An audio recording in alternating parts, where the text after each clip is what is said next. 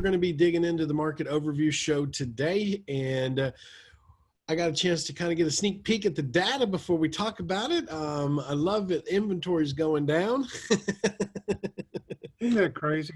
It's part of it though, right? It's just kind of how the whole thing works. So, hey, look, if you're joining us, please let me know. Give me a thumbs up. Write in the comments that you can hear us. Just let us know that we are making it through to the feed, and that's probably the most important part. So we're going to be talking a lot about the April data last month and where the market is and where it was a year ago as well. And we're going to dig into what that looks like. Vicky, thank you for liking and letting me know that you can hear everything. I appreciate that. Don, thank you for chiming in and letting us know that you can hear us. I appreciate that as well. So that's always good to know. Miss Vicky says, morning, guys. Good morning, Vicky. Miss Vicky. So Steve, take a minute and just kind of share with us what you've been seeing, and we'll dig into the data in a minute, but I just want to kind of get your input as an overview of what you're seeing out there as in the market itself. Well, the what do you call it? The median price of homes in Huntsville are actually catching up with the national average, which I would have thought had blown it away, but I read an article on Realtor.com that said that the national average is like 270, and our median is 240. Yeah. So we're getting close to that national average. I dread that because I feel like that we might start suffering from the swings, the ups and downs, like the rest of the nation does. Yep. But as long as that inventory stays low like it is, which I think the inventory is low because people really don't want to list their house during the quarantine. Right. So that's a good point that you bring up about the national average. Is like, I mean, I believe that there is an affordability index that we are pushing ourselves right up into being unaffordable for a lot of things. But you're right, Steve. I mean, if inventory stays under 4 months, I think that the demand is just super high, which means that people are able to do it. But I do believe you're spot on with people not listing their houses right now, which I think will increase. So Mike Johnson, thanks for giving us a like. Miss Marianne, thanks for coming on and saying hello and good morning to everybody. Appreciate that. So if you guys are just joining us, this is our market overview show with Mr. Steve Payne. We're going to be digging into April's data, what we see.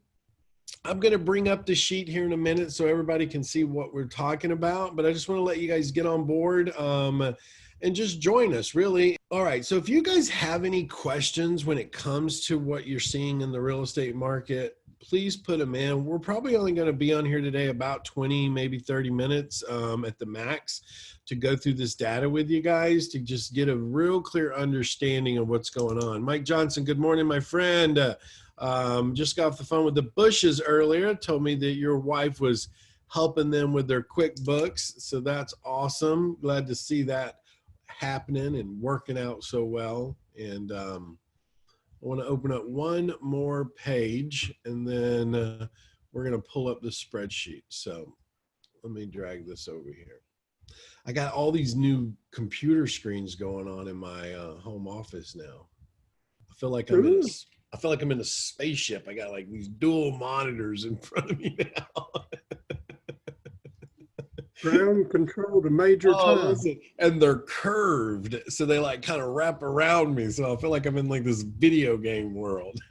So it's actually pretty cool. I ain't gonna lie, because my eyes were going insane from staring at a little computer, so I had to go a little bigger.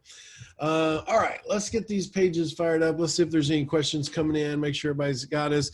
Shannon Borges says, great info. You always give, Zach. Thanks, Shannon. Chai's in the house from Florida. Look here. My Airbnbs are getting killed. Oh, I'm sure, my friend. Marianne says, mission control. Yes, I'm getting the questions now. That's awesome. Yeah, we did a show about Airbnb with Alicia, and you should go back and watch that, because she gave some great information on what she did to pivot her Airbnb from the lost revenue that was coming, and how she pivoted, and she's now got them all rocking and rolling again. That's a show that we did. I think it was last month that we did that show. But you can go check that out on any of the social platforms that we run these lives on, and you can kind of get some pointers and tips on what she did, and hopefully that'll help you try and kind of get your Airbnbs turned back around. She did a really good job of explaining what she did and how she converted it back.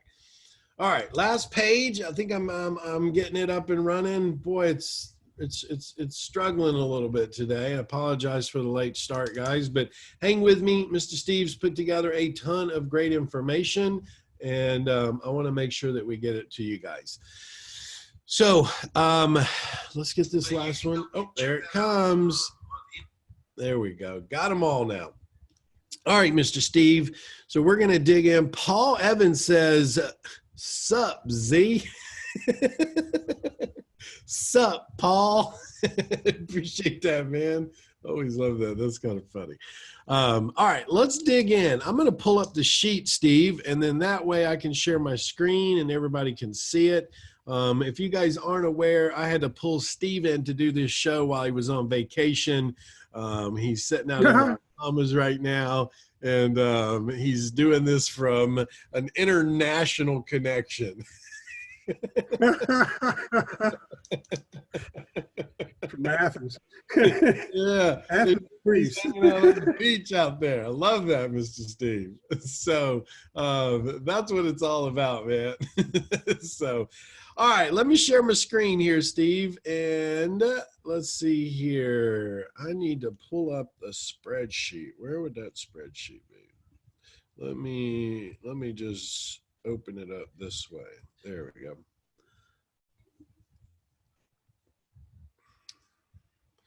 All right, now let me share this thing.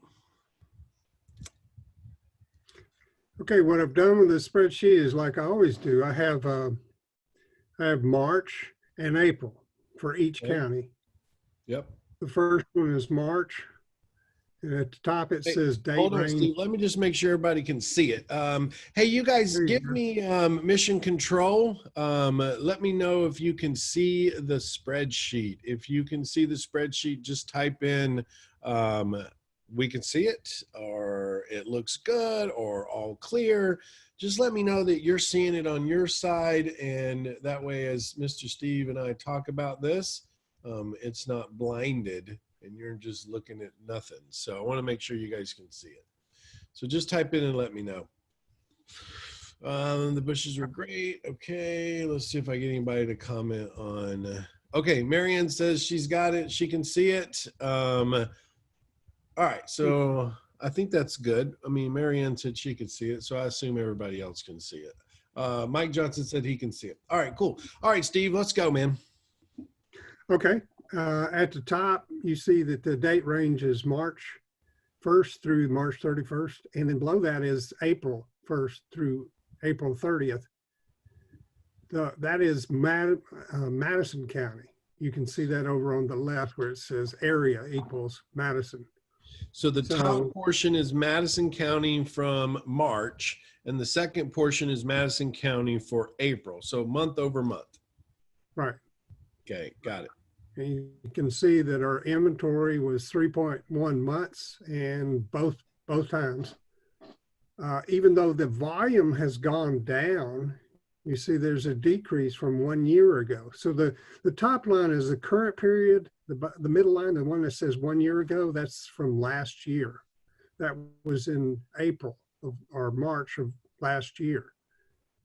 So when they say it went down 6% for April, that's relative to last year. Yep. And that's that means that there's less inventory, and you can But see that over. but the quantity sold went up from March to April. I mean, we're selling more in April. Oh, that's true. But wait a minute. In April? Mm-hmm. We went from 583 units sold in March to 603 units sold in April. Oh, okay. But Right. from a year ago, we were at 644 a year ago. So that's where the 6% drop there. I see that. Okay. Gotcha. Right. And which makes sense because people are reluctant to put houses on the market during the quarantine. And although not bad, I mean, only 6% decrease.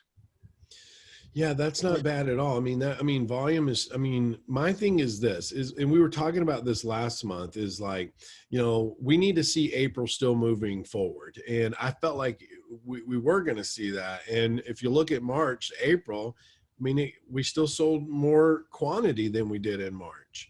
And the volume of sold went up as well. Yep. And it's even higher than it was a year ago. Yeah. Well, the prices have gone up. Look at that average price. I mean, it's $275 is the average sales price. And look a year ago, $237 a year ago in April. 16% increase. That's all of Madison County. Yeah, that's rocking and rolling. Like, that's really good to even recognize that. This is what this says. Even if our market drops by 16%, we're still exactly where we were a year ago. And we were doing fine a year ago. We were all selling a year ago. We were all making money in real estate a year ago, and we're still making money now. But that is a good point to say, like, look, even if prices did still drop 16%, we would still not be less than where we were a year ago. As long as the inventory stays low like that, I really don't see prices dropping. No, not under 4% of inventory. Yeah, I'm with you. If that inventory over on the right-hand side, guys, over here, where it says inventory 3.1, if that starts creeping up to like 5 months, 6 months, yeah, prices are going to go down. Just as a reference, 6 months, a 6-month inventory is considered a neutral market. It's not a buyer's market. It's not a seller's market. A 3.1 month inventory is a heavy seller's market. And it's been like that for 2 years. Mm. Yeah, I think I was reading something that said the national average when the national market is stable, it hovers around 4 months of inventory. Really? Okay. Yeah. And so, and that's like in anything, Steve, right? It depends on who you're reading it from and where you're getting the information at. So Shannon says that he's seeing similar numbers in Biloxi, Mississippi also. Wow. Yeah, that's great though. So then when we look at this, we say, all right, so people are always asking, well, what's going on with the market? How's the market doing? Well, when we look at this as a whole, Steve, we can see from March to April, markets inventories sellings up. We went from 583 units sold to 603 units sold. Yes, April was less than a year ago in April, but still we're climbing up. Our volume is up from last month from 158 million to 165 million, which is up from a year ago from 153 million. Our average sales price is up by roughly $4,000 from last month, but we're up 16% from a year ago, which our average sales price was only $237,000. So, that is some strong growth in this market, and that's going to be really hard to slow down. And this kind of goes back to what there's domino effects, right, guys? And I want everybody to make sure you understand this, is that these domino effects create aftermaths, or what we call ripple effects. And so even though everything looks good right now and markets are strong in April, there are some things that can change this, right? Number one, everybody comes out of quarantine and starts listing their houses. Inventory goes way up. Number two, banks start, tightening up and making it difficult and increasing credit scores and, requiring it a little bit more challenge to get loans, which means that we eliminate a certain pool of the buyers, which means the buyer pool becomes smaller, and then there becomes more inventory. If you have those domino effects happening, we're going to see the effect of that in these market overview shows, not this week, not next week, but we're going to see them starting to pop up over the next, I would say 60 to 90 days, where we'll start to see that as these things start to happen. But as of right now, I don't really see, or I don't feel like that's happening, because every agent I talk to, now I'm not talking about the ones that are solely dependent on their brokers handing them leads and solely dependent on only working with the people they've worked with forever. I'm talking about agents that are out there hustling, that are out there digging up houses to list. They're out there finding buyers to buy. Like, they are so busy right now. Yeah. They are extremely busy. I mean, I get on the phone with them and I'm waiting to hear some bad news from them. And they're like, Zach, I got more listings than I can handle right now. I got buyers trying to buy everything. Like, I'm out here doing virtual tours every time I turn around. And it's like, yeah, they're having to work harder, because it's not like, oh yeah, let me go walk you through a house. Well, those days are just not there right now. They got to be a production company right now. They're going out, walking houses, taking videos, building video, building an entire video to display and show on the web and on Facebook about the property. I mean, Tim Knox did a great job at this. I don't know, did you see any of the stuff he's putting out, Steve?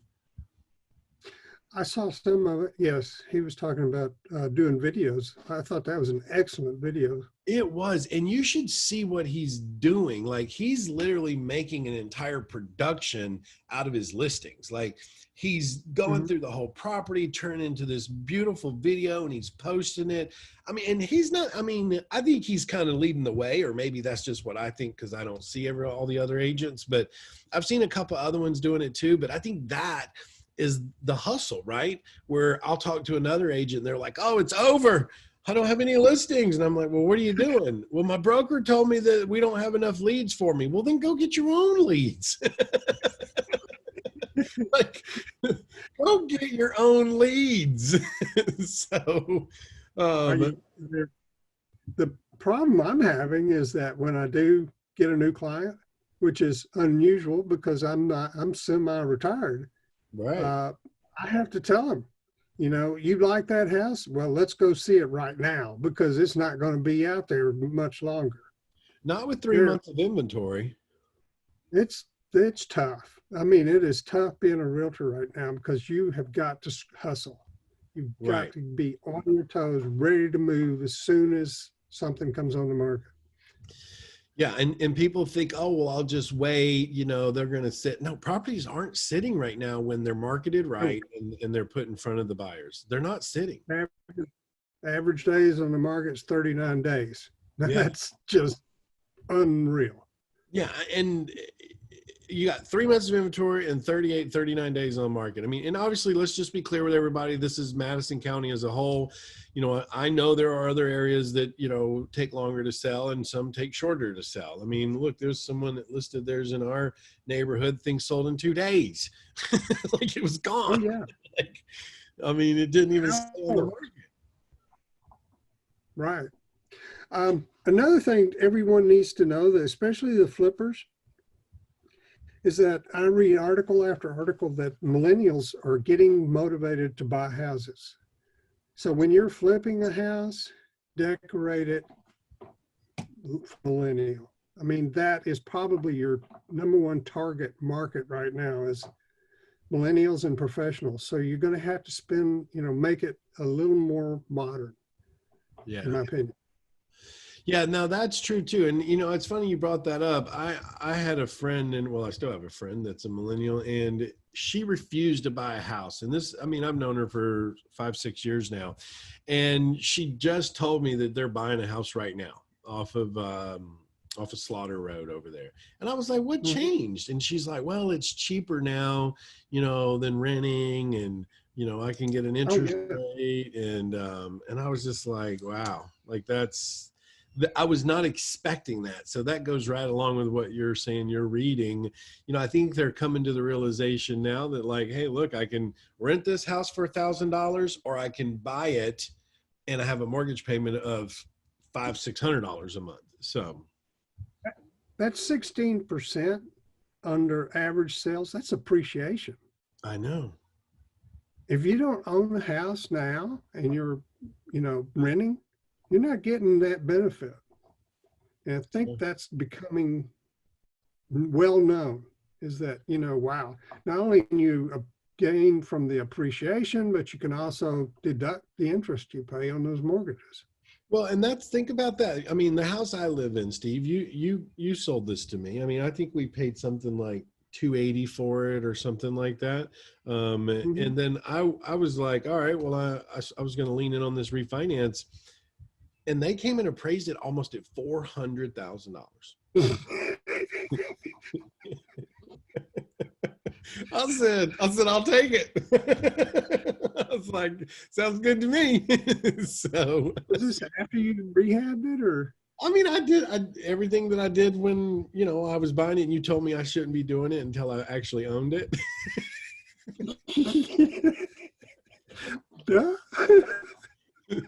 All that stuff. I mean, I did some stuff to the backyard. I'm putting a porch on the front right now. But the point is like, I mean, it went up $120,000 in value in just the time that I've lived here, which is, I don't know, it's been three plus years, something like that. So, I mean, that is the power of home ownership. You know what I mean? So it is. And we got a good deal on it. I felt like the guy was motivated. It was sitting vacant. So, and it was at a time not everybody was all like trying to buy houses. So, all right. So let's look at, Madison County, the rule of thumb in Madison County is we're back on track with when we were looking at half of April. Inventory's back down under 4 months, which is a great sign. Units sold are still climbing. Volume, meaning the volume sold is the actual, the total number. So 165 million. Our average sales price is on the rise. All of this looks good from my point of view. Oh, so yeah. let's move down to Limestone County. So Limestone County is the county just west of us, which the city of Athens is inside of there. They are still a yo-yo market. I mean, look, from March to April, they dropped in units sold. Right. And a big drop from a year ago. Now, I'm hearing that builders are having a little bit of a problem and that they're slowing down, but I don't see it here. I mean, that would be a mistake. True. I mean, a lot of the banks are not doing building loans right now. They've pulled back. Well, that would slow it down, wouldn't it? Yep. They've pulled back on it. They've pulled back. I mean, and I don't talk to every bank in town, just the 5 that I kind of stay on the phone with. They've pulled back from building. They've pulled back from rental properties. They've pulled back from commercial space. Anything that they think is high risk right now, they have literally shut the door on it. So. Yeah, I heard that on a commercial property, a fellow was trying to get a loan on. They were willing to finance 60% of the appraised value. Mm-hmm. Yep. 40% down. That's outrageous. Well, that's like Synovus. Synovus will, they said, look, we'll finance anything you want if you bring 30% down. That's actually 30% is pretty good now, unfortunately. Yep. Yep. So Limestone's, it's just trying to figure itself out, I think, right now. I think Limestone was, well, if you take in consider East Limestone, which is where all the boom really happened, we've dropped 46 million from March to 43 million in April. The average sales price, though, is went up. It's all the way up to where we are, 274. Exactly. So that's that new builds that's going on. I think those run that average up because those are nice houses. Yes, they are. And they're larger houses too. Versus, and you get into Athens, I mean, most of the houses in Athens hover around that 800 to 1,500 square feet. You get out in East Limestone, you start pushing 24 to 3,500 square feet. Right. In the past, that's why I live in Limestone County. You could get more bang for the buck. For the same amount of money, you could buy a bigger house. Now, maybe that's still true because this doesn't show price per square foot. Right. This shows that the average sales price is For the whole competing with county. Madison County. So it's different. And what blows me away was how many houses sold in Athens? 190, no, 160. 160. That's a lot. That's a lot more than Morgan County. Yeah, where did Morgan County? Let's scroll down to Morgan County. Yeah, 115. They only sold 115 from 121, so they're down. Average sales price is down. Medium sales price is down. Inventory still under 4 months, though. That's good. Active listings are down, though. Oh yeah. They're on all of them. The active listings went down, and that's again. I think that's because of the quarantine. Yeah. Well, I mean, I know people that are still doing some deals in Morgan County and they're having some success with it, but I think it's in that price range that they're having success. It's like that 150 to 250 range over there. I think that's kind of is like that sweet spot, which puts it right in that average sales price of that 186. But I mean, Morgan County doesn't look that bad. I mean, Morgan County's always kind of been slow. I mean, they've always had, a lot less units sold, and I'm surprised at their inventory because they've always been a little higher on inventory, which that's a good sign. Their days on market are still hovering high, and that surprises me because their actual inventory is way down, 28% from a year ago, and it's down from last month too. You would think that the days on market would adjust to that. Right. Yeah. Morgan County is still, I think it's doing well because of that same fact that I was talking about, that you can get more house for the money in Morgan County. So if you need a bigger house, and like you were saying, the houses in Madison County are getting much higher affordability. And in Morgan County, they're still affordable, the bigger houses. So that's very true. They're under. You can get them for under that 200,000 mark. I mean, trying to find a decent house in Madison County that is, a family house, 3.2, 4.2 or bigger, for under 250 is hard.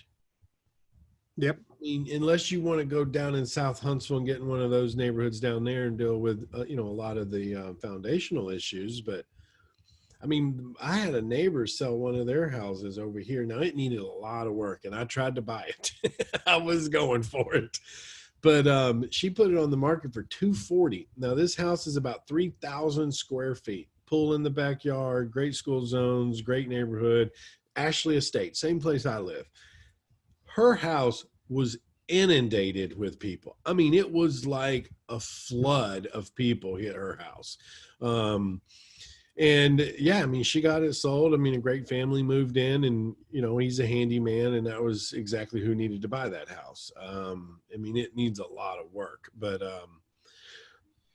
it was in that sweet spot. It was at 240, for a house like that. You don't get a house like that for 240 around here. So not when they're appraising for almost 400,000 in this neighborhood.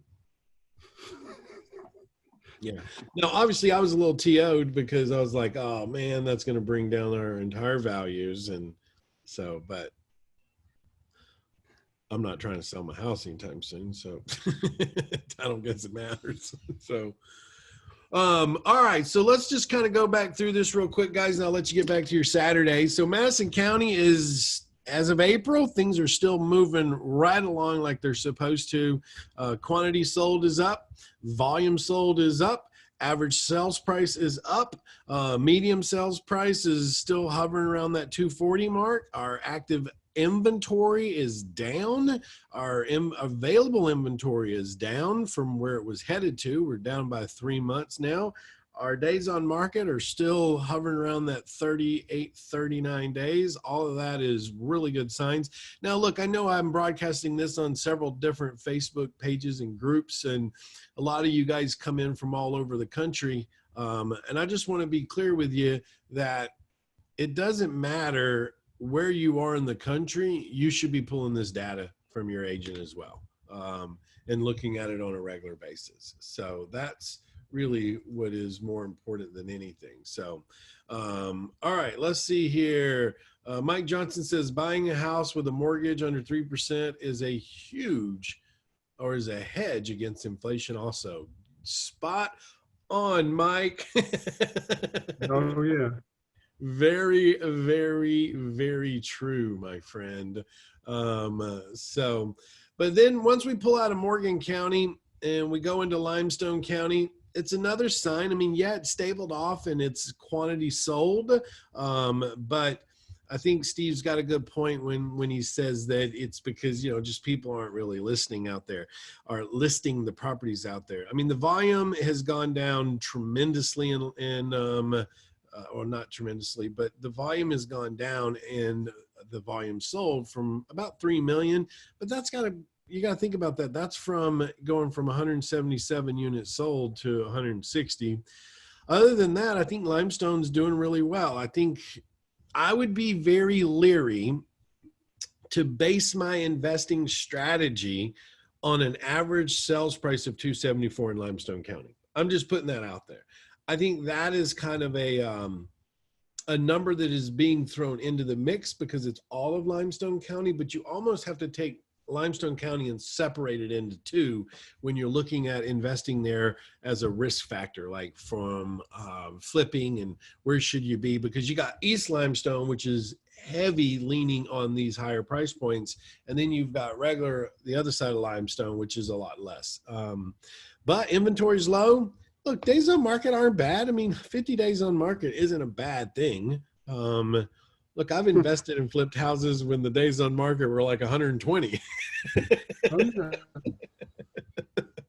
And so, I mean, it still works. I can tell you. Yeah. Morgan County. Steve, you've got positive outlook on Morgan County. I'm still leery of Morgan County. I don't know. I think as the houses in Madison County go up, Morgan County is going to become stronger because of the option to buy an affordable house. Right. So I wouldn't be jumping out. You can't hardly find a deal in Morgan County. They're just like Madison County. Everything is sold instantly, multiple offers if it's a good deal. No change there, but price per square foot is definitely down in Morgan County. Got it. So I think it's going to be stable. Well, that's a good thing, though. I mean, if you believe it's going to be stable, I know you do some investing in Morgan County. I know Robin and Don do investing in Morgan County. I know Jill does it out there. Rob does it out there. I know there's quite a few people that do investings out in Morgan County. But I mean, and look, I've bought buildings out there. I mean, I'm selling 2 buildings. I'm keeping 2 buildings. I don't know. I don't know why I have such a hesitation to move into Morgan County to do more stuff, but I just do for some reason. Most of the jobs are coming in, between Huntsville and Limestone, Athens. So Morgan County is going to benefit. I wouldn't hesitate. Well, that's an excellent point, actually. That is actually a really good point for positioning. There are a lot of jobs coming in just on the other side of in Morgan County, on the other side of Decatur. But I think that's actually a really good point that you bring up, Steve. I mean, because, most people don't want to live that far away from where they work. And so with Morgan County, with the price points they have, which under 200,000, it is affordable. It is close to the new employment. And yeah, I mean, that's actually a really good point, Steve. So, All right. So what's your overall outlook on where the market is and where you think it's going over the next 60 days? Well, it's a broken record. guns, guns blazing. Let's keep tearing it up because everything's great. I don't see a major shift in the next 6 months. Okay. Something's going to give. Now, there's certainly going to be a lot more foreclosures. Yep. They're already on the rise. Right. And it's unfortunate when these, what do you call them, where you haven't made payments on the loan. Forbearance. Forbearance. Yeah. That's a double-bladed sword right there. That's going to make an impact. We're going to be able to find some deals. And I think with the jobs coming in, it's just unlikely that our market will change, maybe even for another year. Let's see what happens. Well, that's good insight, man. I mean, I agree with you and concur that I think within 6 months we're going to see a domino effect from everything that's going on with the forbearance. I think that is one of the worst things that people can do. I was talking to a homeowner the other day that did a forbearance, and she was bragging about like how she got this forbearance and she don't have to make a payment for 3 months. And I said, but wait a minute. I said, do you understand, like at the end of 3 months, if it's a true forbearance, you're going to owe 4 months of mortgage payments. She goes, well, no, I won't. Like, I don't have to make payments for 3 months. I'm like, no, like you will have to make payments. I'm like, it's coming. And so I don't think some of the places that were doing the forbearances were even explaining it to homeowners in the correct way. And here's the thing. We saw this in 2008 and 2009. The exact same thing happened. And all these people started going after forbearances, not understanding truly what a forbearance is and why the purpose of it. And it created this massive domino effect of people. Now, all of a sudden, they've got to pay 4 months of mortgages all at one time. My short sale training, they told us that a forbearance where you make up those missed payments at the end of the loan was possible. I think that's a negotiable point. Yeah, that's rolling it to the back. Right. And that would be good. That would avoid that big payment you have to pay at the end of the 3 months. But I don't know. Obviously that's not true for all forbearances. It's not. And it's only when the bank is willing to do it, right? When they're willing to roll it to the back. But a normal forbearance is just, okay, we'll pause your loan for 3 months, but month 4, you owe us 3 months and the current month. I mean, that is a normal forbearance, right? And so, but yeah, look, a bank does not want to foreclose on a house. The amount of money they have to shell out and the attorney fees and the frozen assets and the non-performing notes that gets created from it, they don't want it. In most cases, they're willing to do what they need to do to work out that program. But in a lot of cases, homeowners just don't move fast enough for the banks. And so they start foreclosing. And that's when they go into denial and they don't believe it's really happening. And and you try to help them, and then 2 days before the auction, they call you back up and say, "Oh, can you help me now?"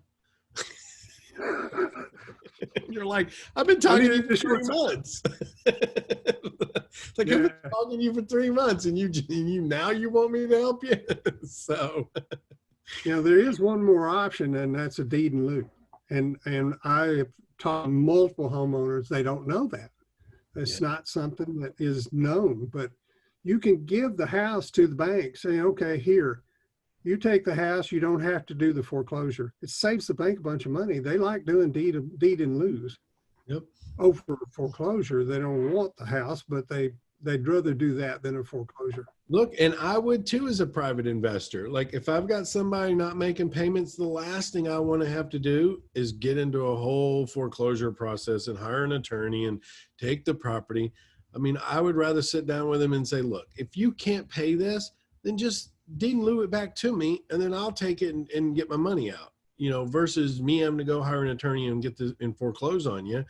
I I mean, it's common sense. I mean, it is much easier.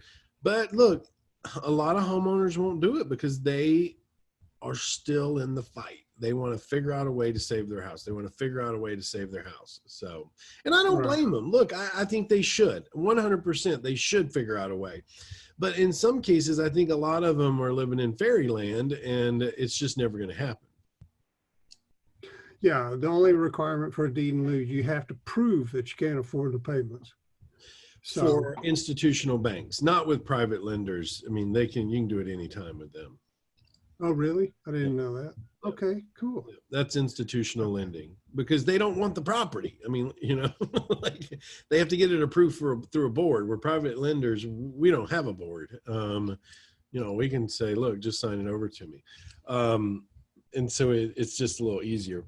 But I mean, it's just that point where like people have to understand their options. They have to know what's really going on and what they can and can't do. I mean, a lot of people think that I'll give you an example. I was talking to a seller lead that we got a few weeks back, and the seller was like, I'm going through the questions. Are you behind on your mortgage? Yes. How far behind on your mortgage? Well, I'm about $8,000 behind. Okay. Have you received a notice of default yet? Yes. When's your auction day? It's in 2 weeks. Okay. Like, so what are you going to do to fix that? Well, I know you want to buy the house, but could you just loan me $8,000? Yeah, right. I'm like, I just met you, man. I'm like, and you want me to loan you $8,000? I'm like, no. I'm like, that's not going to happen. I'm like, I'd buy the house or I'll take over the financing. And I was like, and I'll pay off the arrearages so the bank to get it out of foreclosure. And he was like, oh, you would do that? That's awesome. And then I can stay in the house. I'm like, no. I'm like, no. Like, no, like I'm not on this phone call with you to be your long lost uncle to save you from your financial, issues. I'm like, you answered my ad, which said I wanted to buy houses. So anyways, we get those too. And that's a lot of what happens with people. They get into this point and they're just like, oh, somebody's just going to help me out here. And I'm like, yeah, I don't know who's just going to give you $8,000, but I mean, hopefully you. As the attorneys love to say, if you don't pay, you don't stay. 100%, man, 100%. So anyways, guys, I hope you guys got a lot of value out of the market overview show. This thing will render. It'll post on the Facebook page. You can go back and watch it from the beginning, and we have all the spreadsheets, all the data, talking about where the market is, where the market was, where it was a year ago, where we're going, what are the hard facts, what's the inventory availability, what's the average days on market. We've included in there everything that you could need to make a solid decision. Me and Steve try to do this every single month, about the same time in the middle of the month. So I hope you guys get a lot of value out of this. I mean, as of April, the market is still strong here in Madison County, and that's really what we're still trying to keep our finger on the pulse with. We'll know more about March as we roll into, not March, May as we roll into June. So Marianne says, thank you. You're welcome, Miss Marianne. I hope everybody got a lot of value. And Steve, we appreciate you coming on and doing this with us. So until Zach. Yeah, it keeps you involved, man. Keeps you involved. Yes, it does. So all right. Well, listen, I appreciate everybody watching. And then Steve, when you get back from vacation, let me know when you get home, okay? Yes, I will. Have a Mai Tai on that beach. Have a Mai Tai on that beach for me, okay? Yeah, I'll do that. All right, guys. This is Zach Childress and Steve Payne with your monthly market overview show, and we'll see you on the next one. Thanks, guys. Bye.